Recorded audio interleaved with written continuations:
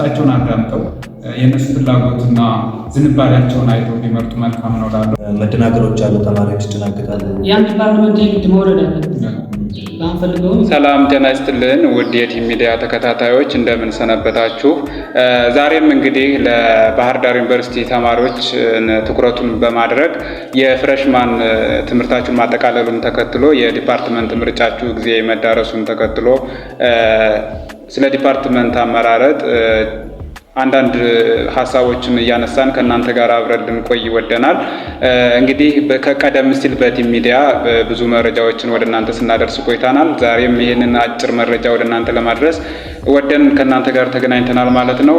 ሙሉ መረጃውን እንድትከታተሉን በአክብሮት እየጋበዝን ከዛ በፊት ግን ለቻናሉ አዲስ የሆናችሁ ካላችሁ ቻናላችንን ሰብስክራይብ፣ ቪዲዮዎችን ደግሞ ላይክ እና ሼር በማድረግ እንድትከታተሉን በአክብሮት እንጋብዛለን።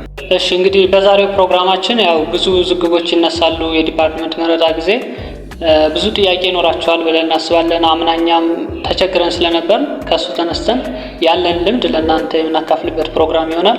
እንግዲህ ፕሮግራሙን በመምራት እኔ ኤርሚያስ ሰረበ እና እኔ ሞኞ ዳንመው እኔ ታለፍ ከበደ አብረናችሁ የምንቆይ ይሆናል። ቻናሉን ሳብስክራይብ፣ ቪዲዮውንም ላይክ በማድረግ ጀምሩ። መልካም ቆይታ ይሁንላችሁ። እንግዲህ በቅድሚያ ያው ዲፓርትመንት የሚመርጡ ተማሪዎች አሉ እንደ ባህር ዳር ዩኒቨርሲቲ ማለት ነው። ነገር ግን ይህ ያው ትኩረቱ ባህር ዳር ዩኒቨርሲቲ ተማሪዎች ላይ ይሁን እንጂ ለአሁኑ ሁሉም የፍሬሽማን ተማሪዎች ላይ ይመለከታል ማለት ነው። እናም ማለት የምፈልገው በቅድሚያ እንኳን አደረሳችሁ ለዚች ቀን ማለት እፈልጋለሁ። ፍሬሽማን ተማሪዎች ወይም ዲፓርትመንት የምትመርጡ ተማሪዎች ይህንን አስመልክተን ደግሞ ቀደም ሲል ብዙ ስለ ዲፓርትመንት ያሉ ትንሽ አጫጭር ቢሆኑም መረጃዎችን ለማድረስ ሞክረናል በቲም ሚዲያ ስም ማለት ነው። እሱን እንዳያችሁት ተስፋ እናደርጋለን። ዛሬ ደግሞ እንግዲህ ቅድም መግቢያችን ላይ ኤርሚያስ እንዳልከው ትንሽ እኛ ጋር ከነበረው መደናገር፣ መረጃ ማጣት ተነስተን ዛሬ ላይ ትንሽ ለነሱ መፍትሄ ይሆናል ብለን ያሰናዳናቸውን አንዳንድ ውይይቶች እናነሳለን ማለት ነው። እኔ ላይ ለመጀመሪያው ያስሁት እንግዲህ ተማሪዎች ዲፓርትመንት ሲመርጡ መጀመሪያ ጥንቃቄ ማድረግ ያለባቸው ነገር ብዬ ማስበው እነሱን ውስጣቸውን አዳምጠው የእነሱ ፍላጎትና ዝንባሌያቸውን አይተው ቢመርጡ መልካም ነው እላለሁ። ትልቁ ነገር መሆን ያለበት እሱ ነው። ሌላው ምንም አይነት መደናገር የለባችሁም ተማሪዎች ዲፓርትመንት ስትመርጡ ምንም መሸበር፣ መጨነቅ አያስፈልግም።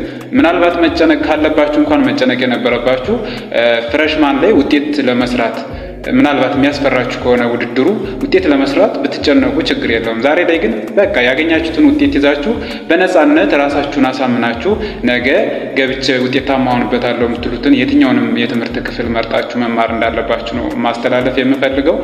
ሌላው ዲፓርትመንት ስትመርጡ እኔ ላይ በባለፈው የነበሩ ችግሮች ምንድናቸው ከጓደኞችም ከሌሎችም ሳየው የኮታ ወይም ኮታውን በትክክል አለማወቅ ነው።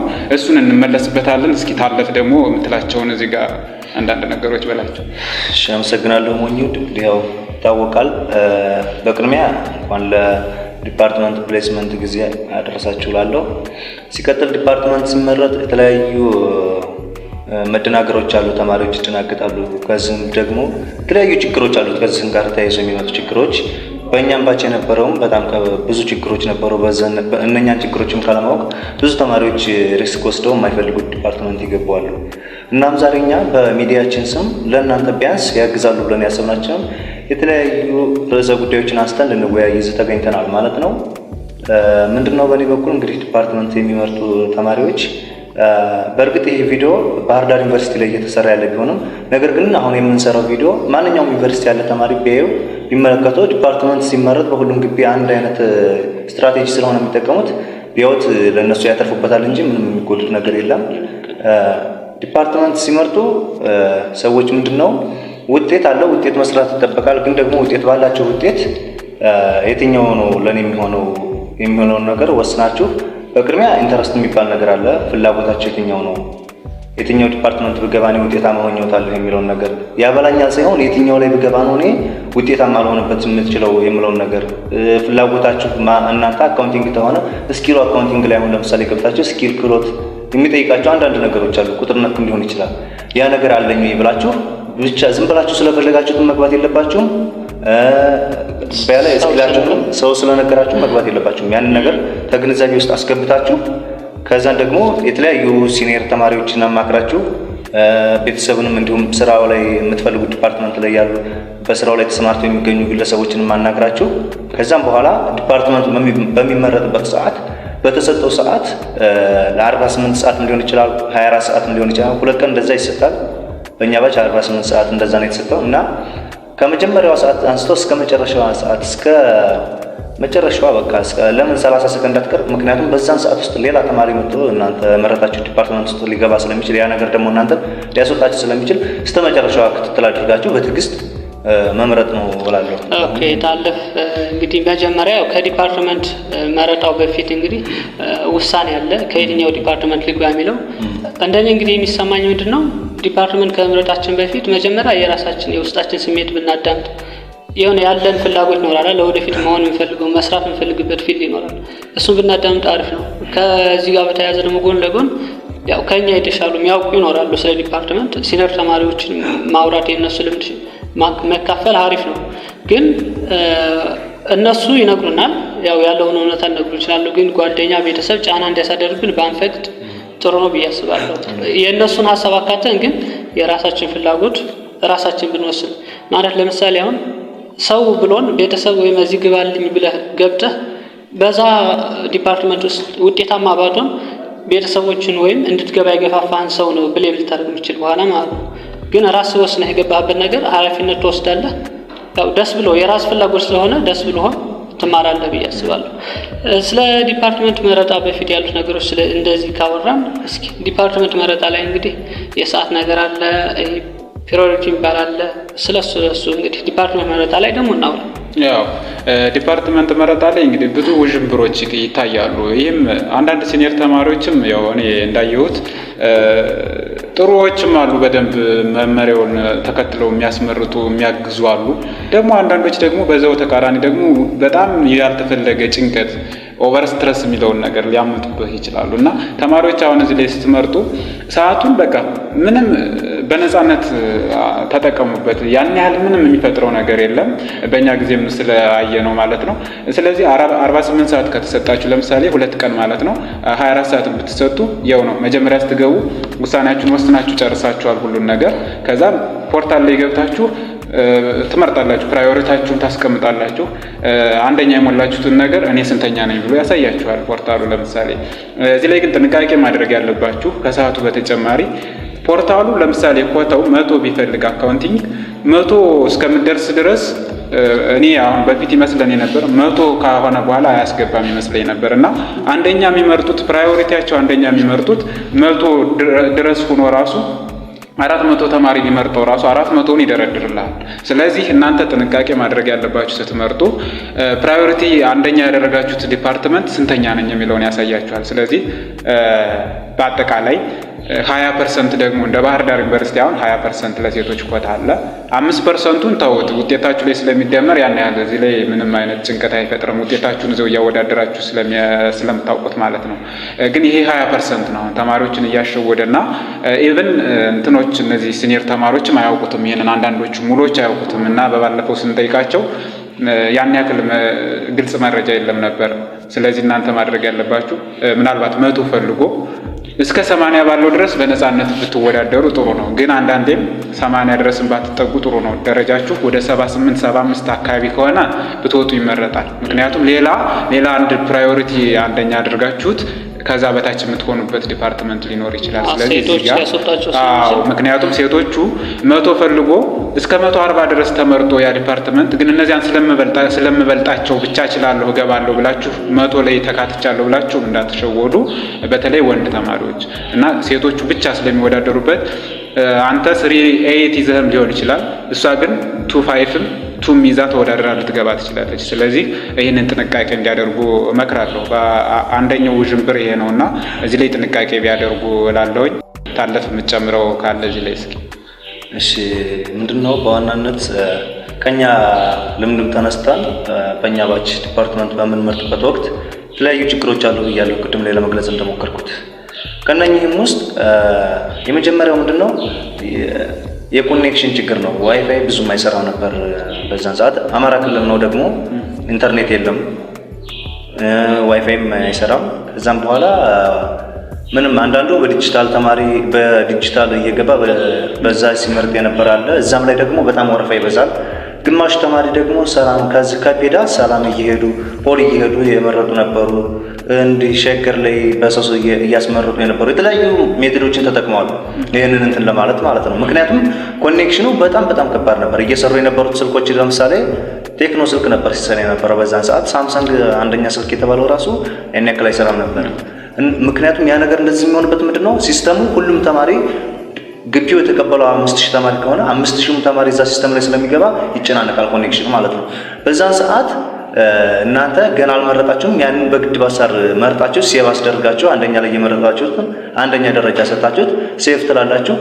እንደዛ ያደረጋችሁ በሶሻል ወደ 33 ምናምን እንደዛ ዲፓርትመንት ነው ያለው። 33ንም ቅደም ተከተል አስቀምጣችሁ ኮንፊርምድ እንኳን ስትሉት አንዳንዴ ሪሎድ ምናምን ይላቸዋል ኔትወርክ ማለት ነው።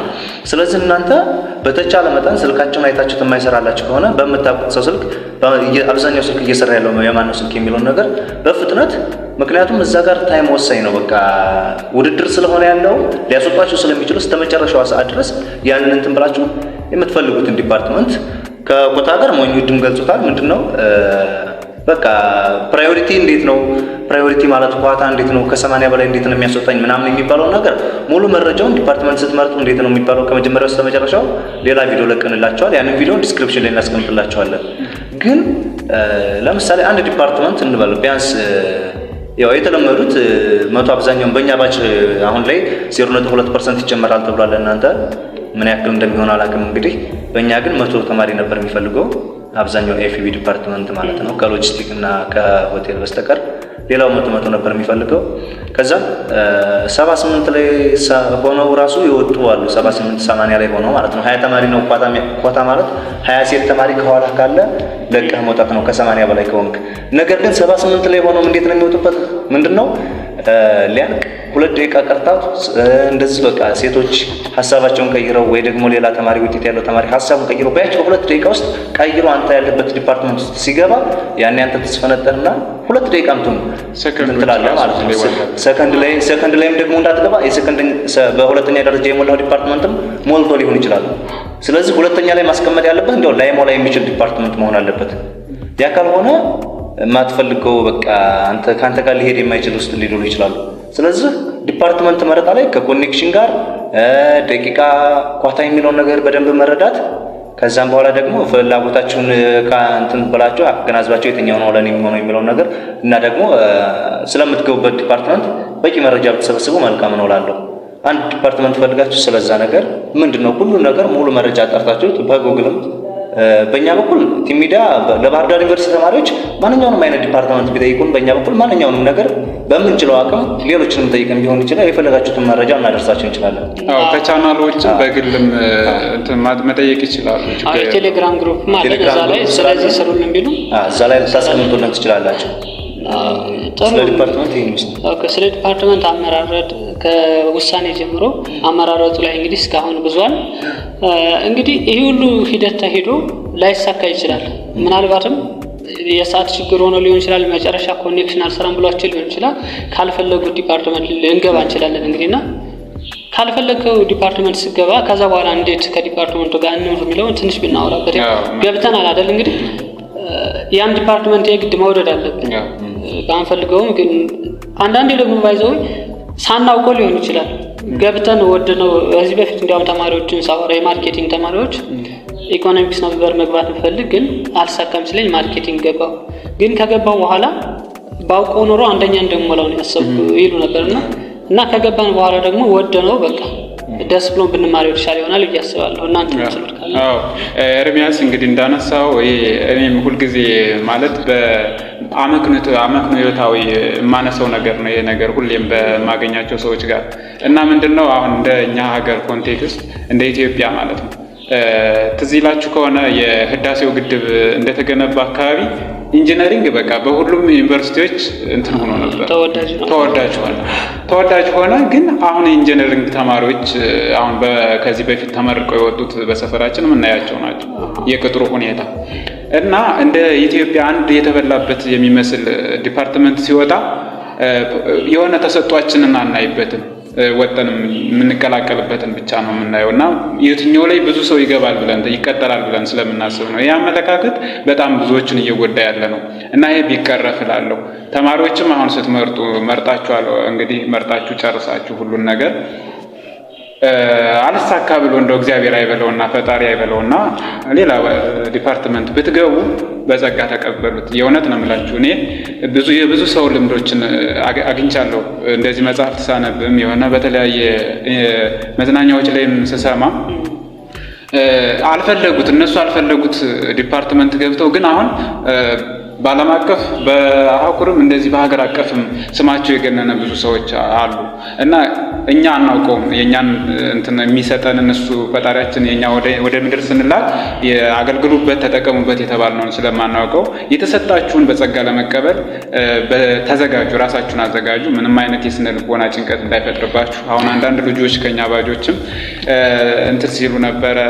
አካውንቲንግ ፈልገው ፊሎዞፊ ሲገቡ፣ ኢኮኖሚክስ ፈልገው ግዕዝ ሲገቡ እየተውት የወጡ ልጆች አሉ።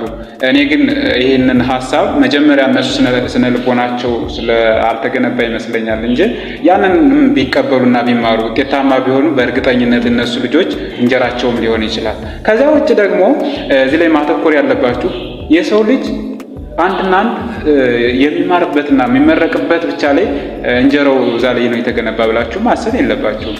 ይህ ማለት ምንድነው? በዲፓርትመንት በመረጣችሁት ዲፓርትመንት ስላልገባችሁ የእናንተ ህይወት ተበላሽ ማለት አይደለም። እንዲህ ነው የሚባለው። እንዲህ አብዛኞቹ እንደሚባለው 99ኞች በር ክፍት ናቸው ነው የሚባለው እና አንድ የህይወት መስመር ነው። ግን እዛም ገብተን ውጤታማ መሆን እየቻል ራሳችንን ዝቅ አድርገን ማሰብ የለብንም። አይበለውና የማትፈልጉት ዲፓርትመንት ቢገባ በጸጋ ተቀብላችሁ ትምህርታችሁን ተከታትላችሁ በዛ ዲፓርትመንት ላይ ውጤታማና ስኬታማ ሆናችሁ መውጣት ብችሉ እላለሁኝ። እኔ ያለኝ እንግዲህ ይሄንን ነው የምለው። የምጨምሩት ነገር ካለ ጨምሩ። ምንድነው ያው አንዳንድ ነገር ለመጨመር ያክል ነው። የማትፈልጉት ዲፓርትመንት ሊደርሳችሁ ይችላል በተለያየ ችግር ምክንያት። ምናልባት እንዳልኳችሁ ተቋታው ጋር ኢንተርኔት ኮኔክሽን አልሰራ ብላችሁ ልትወጡ ትችላላችሁ። በቃ ያልጠበቃችሁት ዲፓርትመንት ምንም ያልጠበቃችሁት ዲፓርትመንት ኢቭን ከእናንተ ስኪል ጋር እንኳን ሊሄድ የማይችል በቃ ለምሳሌ አሁን ሲኒማ ሳትፈልጉት ብትገቡ አሁን እሱ የሆነ የሚጠይቃቸው ነገሮች አሉ። በቃ የሆኑ ለየት ያለ ስኪል ስለሚጠይቅ በጣም ሊከብዳችሁ ይችላል። ግን ደግሞ ተገባችሁበት ቦታ ከዚህ ጋር እኔ ራሴ እንደምሳሌ እኔን ማንሳት እችላለሁ።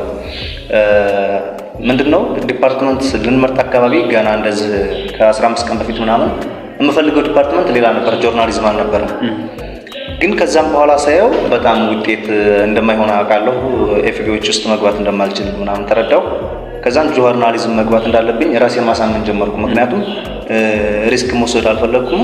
በቃ ሌላ ውስጥ ከምገባ የማልፈልገው ውስጥ ከምገባ ቢያንስ የትኛው ነው የሚለው እንትን ከዛም ጆርናሊዝም ላይ ግን የሆነ ትንሽ ምንድነው ሁለት ነገሮች በትንሹ ቢሆን ይጠይቃሉ ማለት ነው። ብታውቋቸውም አሁን ምንድነው ኮሚኒኬሽን እንግሊሽ እንግዲህ ላንጉዌጅ ቢኖራችሁ በጣም ይመረጣል። ትንሽ ይጠይቃል።